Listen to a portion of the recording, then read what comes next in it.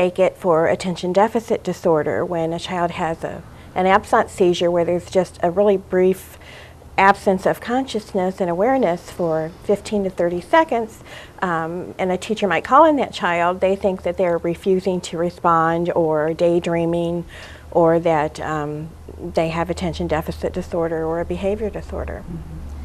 When you see these things, is this something that you would report to your physician, or should a teacher or daycare provider know this and be able to tell the parent about it? It's extremely important that daycare teachers and elementary school teachers be aware of what to look for and be able to report it to the family, and then in turn have the family get some education as to how to speak with their doctor about what they're observing. And it's very important to track the things that you're seeing, the episodes that you're seeing, so that you can go to your doctor and say, you know, we are seeing a pattern of this at certain... And it's once a week, once a day, once a month, exactly, whatever. Exactly, whatever that time frame is.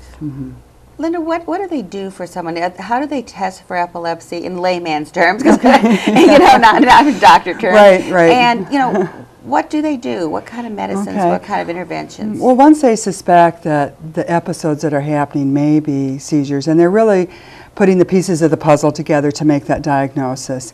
One of the things they do is what's called an EEG, and that's the recording of our electrical brain waves. And they're looking for signs and things on that reading that may indicate that this person is having seizures.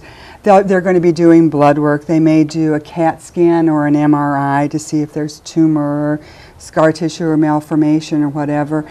But the physicians really rely on the observation of parents or a spouse, somebody else, to tell them what this episode looks like. What is the person doing before you notice this change?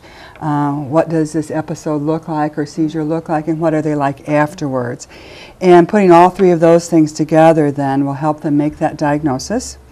And once that's made, they'll determine what type of seizure they have, and then they'll select a drug or a medication for that specific type of seizure. And the first line of treatment for epilepsy is daily medication called anti-epileptic drugs that are used. And there's probably, about 16 or 17 now that are used. These do have to be taken daily.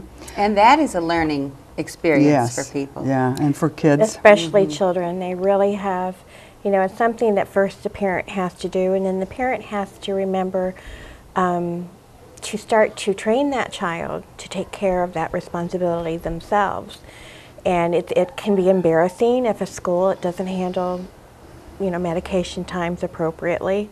No child wants to be singled out by their name and says, it's time for your epileptic medicine. Come down and take your anti-seizure medicine. But I think that's been handled very well. I think the schools are really doing a wonderful job. And that helps you do your job. That helps me do my job. I love to work with schools and school personnel. I find them to be extremely receptive and just wonderful people to work with. Well, this brings us into the services and what you do, and obviously going to the schools and educating classmates and teachers is one of your jobs.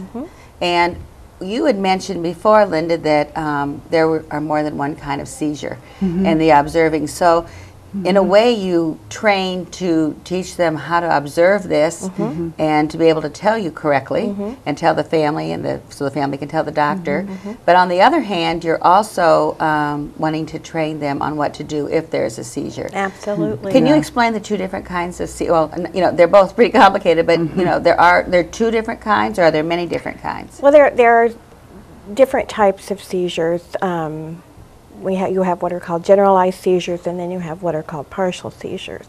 And under generalized seizures, we usually think of the generalized tonic-clonic or grand mal seizure, where people typically think, that's what people typically think of when they think of a seizure. They think of a person on the ground whose body is jerking and shaking. A person may have excess saliva, and so there are certain things that you need to do, and we'll discuss that a little bit later on.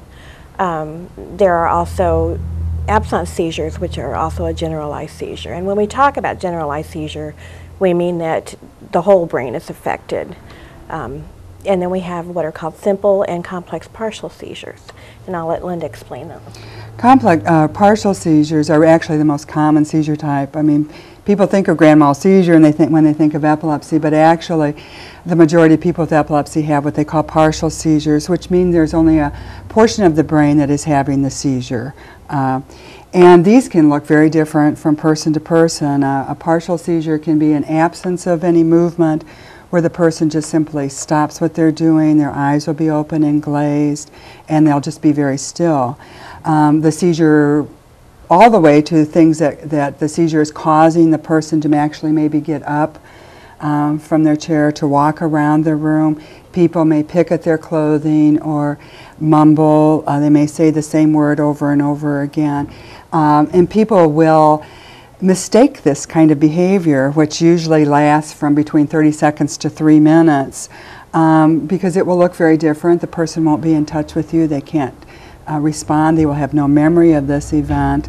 They will mistake it for, on the street sometimes, we have people that may call the police even because they think somebody has is on drugs or is having some kind of psychotic behavior or whatever. And those are really the generalized epilepsy and the partial epilepsy. Are there two main kinds? Now, if we were neurologists, we'd tell you there are 25 specific kinds of seizure, but that's the kind most people are most likely to see as one or the other of that. So that's what we train people about. Why would, after being diagnosed with epilepsy, would someone come to the Epilepsy Resource Center? They may be experiencing issues in the workplace, issues at school or at home. Maybe they would like a referral to another doctor. They would want to know, who else was out there that they could go to maybe get a second opinion. They may be having trouble with their insurance or paying for their medications, and we can refer them to patient assistant programs or help them find, state assistance in the form of kid care or Medicaid, or have them file for Social Security disability, just any number of issues that we may be able to help with. Sometimes people too, living with a chronic disorder, any chronic disorder can be a tough thing. And sometimes psychologically, there's a higher rate of depression among people with chronic disorders in general and with epilepsy in particular. And maybe coming to an agency such as ours and finding out good information about your own disorder, because they may believe some of the myths and misunderstandings about epilepsy, that they've heard, and then also through maybe our support groups that we run throughout our area, you meet other people who are living with the same thing you are, because you have a tendency to think that you may never have met anybody or known that you met somebody who has epilepsy. So there can be, some psychosocial kinds of issues that we can also deal with. We also tend to get referrals from other agencies for people who may fall between the cracks.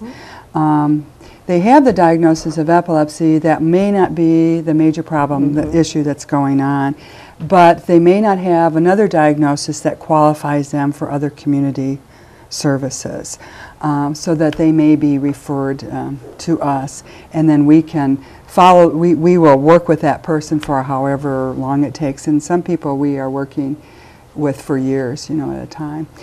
So, but I did want to add, Pat, though, that we've been talking about some of the challenges that people face. We've been talking about some of the difficulties and all that. Is that most people with epilepsy, the majority of people with epilepsy, 60% are going to be controlled on the medications. There are other options for other people, but it's not the end of the world to have epilepsy. And that's one of the messages. That's what you're here to. That's what we're here to tell people. And you're also, I think, here to, and Linda, I know you do a lot of this going out, is to tell people what to do if there is a seizure. Absolutely. And that would be for me too. I mean, anybody that could be